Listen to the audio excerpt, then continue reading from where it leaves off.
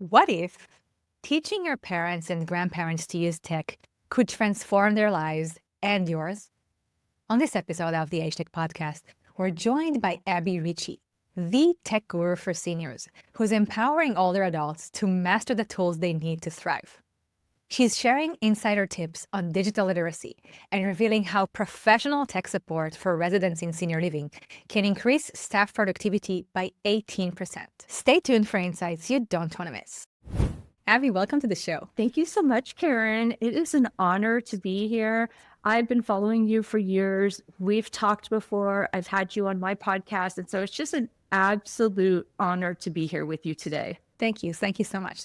So you just got back from CES and you've had loads of experiences there. Do you want to share some key takeaways maybe? Yes, absolutely. I'm fresh off of CES, and like everyone says, when you go there, you should bring your lip balm, you should bring some protein bar, you should wear the most comfortable shoes. And in the past couple of years, I've completely followed that. This year, for some reason, I thought I got this and I forgot some key things, but the experience is always just so exciting. I can literally spend days and days walking around the digital health tech at the Venetian. And you got to do some interviews, didn't you? I did. So I had the honor of interviewing the entrepreneurs in the innovation showcase with AgeTech Atlanta. I was so excited to do this. And there were about 12 different companies that were featured there. And I got to meet Jeffrey Gray in person. It was our first in-person meeting. And I was going through interviews with the entrepreneurs. And when I'm interviewing these people, it's particularly exciting. It's refreshing because as a fourth generation entrepreneur, I feel their passion. I feel their struggles, and I want to do whatever I can to further their mission. That is really remarkable. What are some of the technologies that really stood out to you as you were walking the exhibit hall at CES? Yeah, and going back to AgeTech Atlanta, there are several of them that I'm seeing trending and are so vital. So one has to do with hashtag death tech. That is a real thing, death tech. And it's something that I've been talking to my clients for years about, and that's preparing for that experience. I know that when my grandparents passed away, and this was now 20 years ago, even though they were so organized and they had put all of their information into a file cabinet so that my mom and my uncle had everything in one place, there were still so many mysteries to unravel from that experience. And there is something so loving about setting your family up for success during their grieving process. Like, I think that is the most loving thing. So it's talking to the founders of Dead Book, and that they had created a way for you to make sure that all of your information, your paperwork and the deeds and the way you want things handled in your absence is all in one place. And so many of these founders, they created these companies because they had firsthand experience this on their own. I love that about entrepreneurs, especially in this particular space. I found that so many of them struggled with this particular problem, and they were so either angered and passionate about it that they had to start their own companies. And I love these types of companies just like you. And I love this thing about our ecosystem in general, that like 99% of the founders have a personal experience that made them start the company, versus what in other industries, maybe like B2B SaaS, where people have had an experience in the workplace and they go and build a startup to solve this issue, but they're not emotionally connected or they haven't been personally impacted by the problem. 100%. And probably like you, I interview many people and I always ask for their backstory or ask for their why. More often than not, I'm hearing that their mom or their grandmother or their dad experienced this particular thing, and this is why they started that company. So there are many instances just like that when I was interviewing AgeTech Atlanta, where people had experienced this, whether it was low blood sugar or was a way to make sure that when you're traveling, you have the assistance that you need. All of these experiences come from a deep-seated root to make sure that no one else experiences what you experienced in that situation. Yeah. And we've had this category on the AgeTech market map. We like to call it end-of-life planning. But maybe we'll to death tech, because it may be something that is more obvious to people what is actually going to happen. Yeah, exactly. Like, I'm hearing it more and more. I didn't make it up. Hashtag death tech. Yes, and it came up in my conversation with Max Samko from Third Act Ventures earlier this season, and he actually told me about a company that turns ashes into diamonds or something like that, which I thought was really cool. Or diamonds or trees, something better than having an urn. So looking at all of the really fascinating innovations at CES, one thing that stood out to me is that obviously there's a lot of emphasis on hardware because it is a consumer electronics show, but there were also a lot of robots, and each and every year more and more robots designed specifically for older adults. I'm wondering, what are some of the categories that you're particularly excited about this year? Yeah, one thing I saw a lot of that sort of really impressed me was the robot that we've seen more than any other, which is like the Roomba. Right. But this year, the Roomba had an arm on it, which means that it could do all the things you want it to do, vacuum and mop, but it also had an arm so it could pick up socks and other stray things in the way and not just get stuck inside your Roomba. It's helping you circumnavigate that situation. I absolutely love that. I also saw ones that were elevated. So it's not just that they're like on their flat and going around the floor, but they can also be lifted up so they can transport things like a laundry basket. And I love the fact that the technology in that way is totally innovating. It got so much attention. The other thing that I saw a lot of this year that I did not see in the previous years was over-the-counter hearing aids. And I'm really excited about this because the more older adult, let's just say any person, can help themselves in a non-process, like getting fitted for hearing aids. Maybe you're in a rural area, maybe you don't have access to an audiologist. The more that you can do this with using an audiologist approved AI app, for instance, in a hearing aid, where you're going to be able to live independently. So I was surprised when I was looking around. I was like, oh my gosh, there's another OTC hearing aid. There's another one, because I did not see that last year. I love that. And I love that, first of all, the FDA allows that to happen, because I think with so many people with hearing loss, it is a game changer just having the option to go online and just buy an hearing aid. And there's really no reason not to allow that.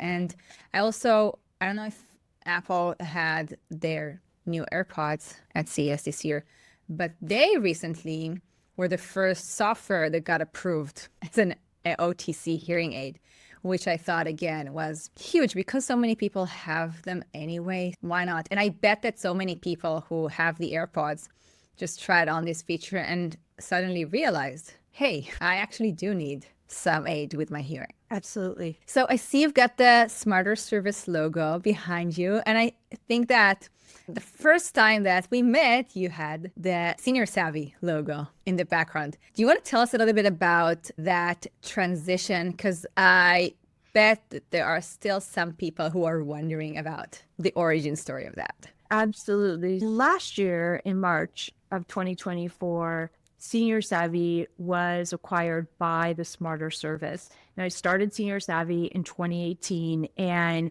one thing for me as a founder and a solopreneur was one thing that was a huge struggle was scaling this business. And though I was really passionate about Senior Savvy, which is a company that helps older adults with their technology, primarily those living within senior living communities, I was so passionate about it, but having to manage a staff and do payroll was such a drain on my creative abilities and my drive. And when I started talking with the Smarter Service almost a year previous and realizing, you know what, their mission and my mission are rather similar.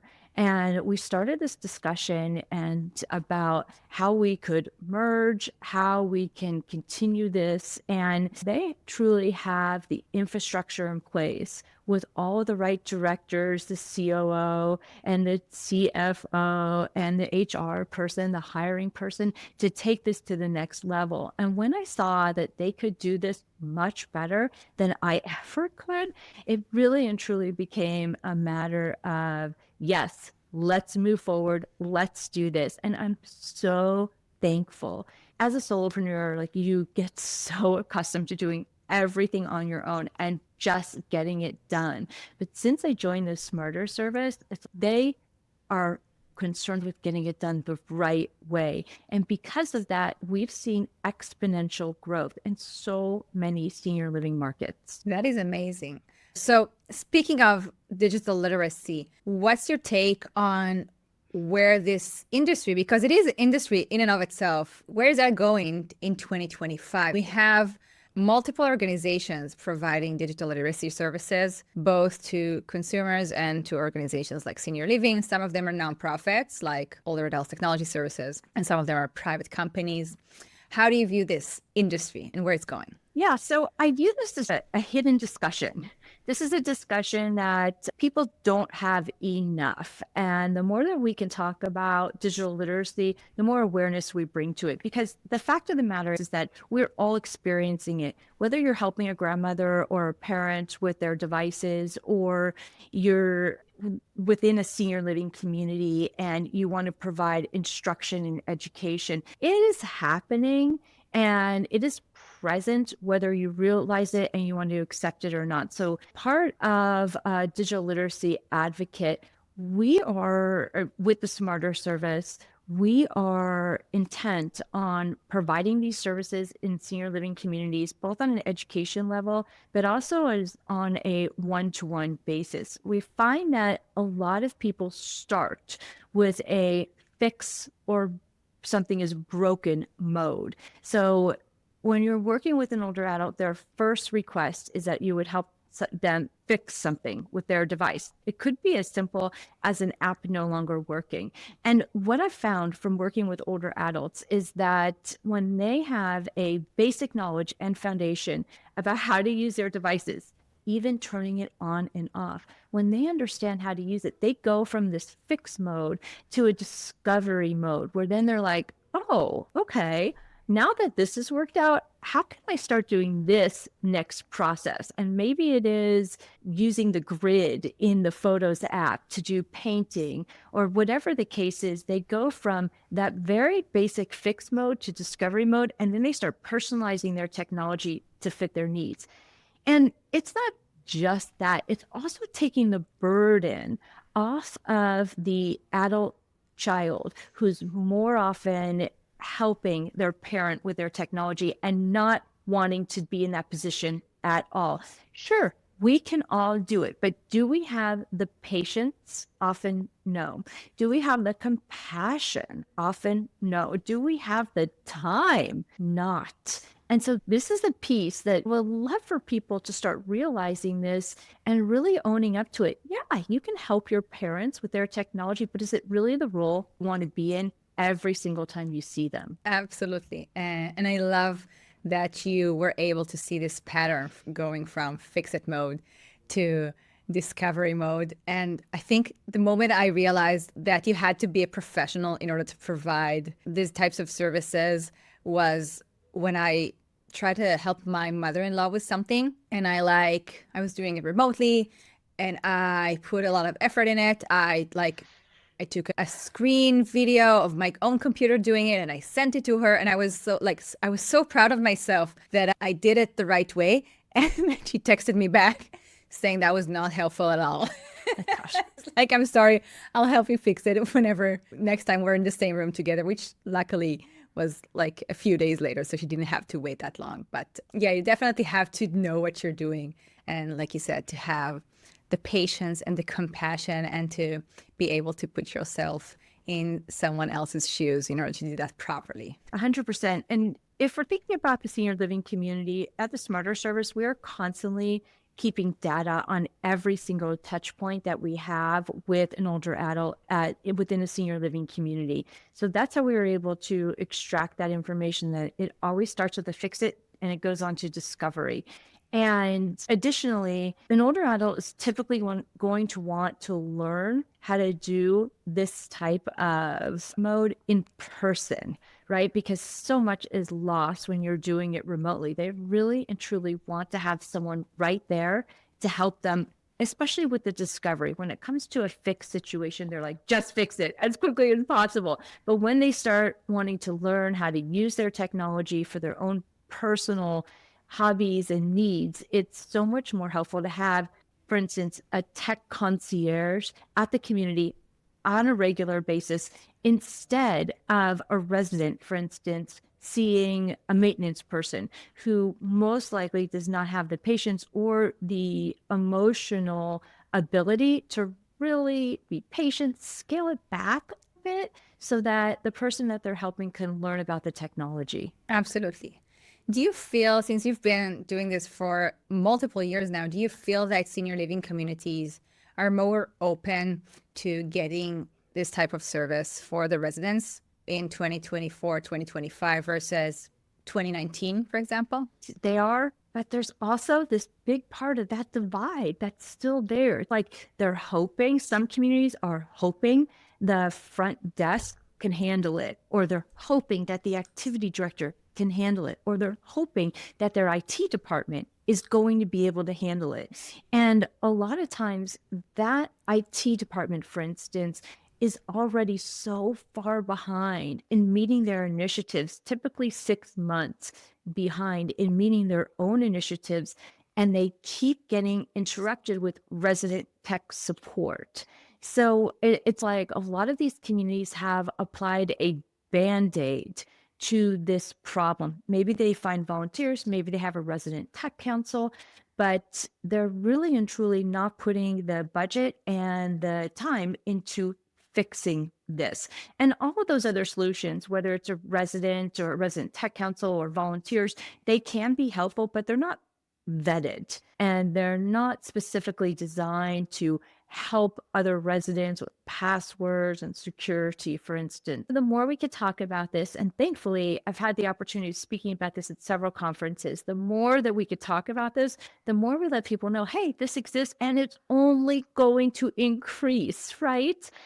Residents are typically moving in with anywhere from 5 to 7 devices on average, and it could be as much as 7 to 9 if you really start counting down everything that you're moving in with. But it's just going to grow with the boomers. Yeah, and I really feel like it's unfair to expect your staff, whether it's someone at the front desk or someone at IT, to provide tech support on top of what they're already doing for their full-time job. And unless it's the IT department, some of the staff might not even know how to provide tech support. They might, even for themselves, have these same questions that residents have, but they just don't have the time to go and educate themselves about ChatGPT or the new Mac OS or whatever type of fix-it situations that residents encounter on a daily basis. Yes, so we found that overall staff regained 18% of their time when they're no longer providing residents with tech support. So staff regains 18% of their time back when they're no longer providing residents with tech support. Wow. That sounds, if you're trying to quantify it to dollars and cents, it sounds like it's worth a lot for a community. Huge ROI. Wow. That is quite remarkable. And it must be a really great selling point. It is. The other thing too is for a lot of these communities is that having a tech concierge on staff is a differentiator. So in the past, like you might think of having these tech education classes as a nice thing, right? It's a nice thing. We put it on our calendar and it's an activity and we've got this person who comes in once a month or maybe once a week. It teaches this class. Maybe they do it remotely or in person, and it's a nice thing. But it's truly a differentiator. If you're looking at the community down the street and your community, and if you're providing this type of tech concierge service, which the families love, by the way, and anytime that we've been on campus and the families come in for the tours, they're like, oh my gosh, this is saving. This is going to save us so much headache, so much time, so much effort. When they see that the community has this differentiator that supports sales, It supports maintenance. It supports activity. It supports your front desk. It's truly the kind of thing that we just want to bring more attention to because it's going to overall completely support your community. And it's not Absolutely. an activity or a nice thing. Like this is something that residents are asking for. They're asking for this because if you think that you're not supporting a resident with this, then you're often sending them outside the community to get their need met. Exactly. And the whole point of a senior living community is to have everything your residents need under your own roof and not have them have to go outside to look for it. And like you said, it is a differentiator because residents move in with multiple devices, and with technology advancing so fast, they need to have tech support on the premises. And I think it's also something that does enrich your life, not just using technology, but also be on like this discovery journey of what does my device know how to do now? Do they come to you with this question that, hey, I saw my device got a software update. What's new? They do. They come to us with those questions all the time. And when it comes to software updates, it's more a matter of keeping your device secure than it is the new features. The new features may not even interest anyone. There are always security patches in those software updates. And the more you just lean into the software updates, even though you might dislike any of the changes, the longer your device is going to work efficiently and securely. So we really teach people to lean into that. And that goes right along with being secure online. But in the past year, the Smarter Service has been bringing more education and more awareness to the fact of fraud. Older adults are particularly susceptible to frauds and scams. And so we've been doing a fraud alert video pretty much every week that gets streamed into senior living communities across the world because we know that these fraud trends are going to continue to come up. They never go away. In fact, just this week, I started doing a video series on how to protect yourself when you're donating to the California wildfire victims. Anytime there's a crisis, there's a scam associated with that. So we just continue to put these videos out there so that more people are protected. You are really doing God's work. It is so important to let people know about these things because scammers are so creative and so reactive. Like you said, I never would have thought that someone would take advantage of the wildfires to scam people, but that's what scammers do, and it's so important to let people know about it. So is there anything else that we didn't talk about today that you would like to add? I would. There's something else I'd like to talk about. It's about the entrepreneur. It's about the age tech innovator. And we talked about this earlier about meeting with them at CES. And I have such a heart, and I know you do too, for someone who starts a company that they are passionate about. And I always want to guide someone in that position towards networking and towards support as much as possible. So when you join an incubator or you join, for instance, something like AgeTech Atlanta or the ATC, the AgeTech Collaborative with the AARP, the more you can get around and get within a network and an ecosystem to get the support you need, the faster you're going to bring your innovation to market. The other thing too is just having that collective to talk with other people about your innovation. Not only that, but also tapping into test beds so that you can continue to refine your prototype. And I've worked with several tech companies like this where I've helped them gain access to different senior living communities so that they can refine their prototype, make sure that it's ready to go to market. And the more that you can get in there and understand how your avatar, how your ideal client is going to use your innovation, the better it's going to be and the longer it's going to last and the more people it will serve. Absolutely. I couldn't agree more, especially for entrepreneurs who don't have a background in aging and don't have access to test beds. Joining a network or an accelerator program, or just reaching out to fellow founders in this ecosystem could really go a long way towards helping you make sure that you're building something people actually want. And that's what you want to do at the end of the day. You really do. And the other thing I want to say to you, Keren, is thank you for continuing this discussion. This is a discussion that I'm very passionate about. It's about age tech innovation. And the more that we can continue this discussion, the more that we allow people to know that there is a huge demographic that needs the solutions that we are talking about. And I'm sure this has happened to you. Maybe you've been at a conference or you come into contact with other people and they thank you for having this discussion, because more people need to be aware that the older adult is in need of these type of innovations. So I just want to thank you for your passion behind this and for your ability in continuing this discussion. Thank you so much for your kind words, Abbie. And thank you for the work that you're doing to spread the word. I see you as an AgeTech evangelist using your platform and shouting from the virtual rooftops about how amazing this ecosystem is and how older adults actually want to use technology. And we just need to make an effort to build the right things for them. You've got it. You're so welcome. So thank you so much for joining me on the show today, Abbie. It was an absolute pleasure chatting with you, as always. Thank you. And if anyone wants to connect with me, please slide into my DMs on LinkedIn or head to our website at thesmarterservice.com. I will put these links in the show notes. Abbie is really easy to find. If you're on LinkedIn and on AgeTech, you will see Abbie sooner rather than later. Thank you for watching this episode of the AgeTech Podcast. If you enjoyed it, make sure to hit the like, subscribe, and get notification buttons so you can get a notification whenever we publish a new episode.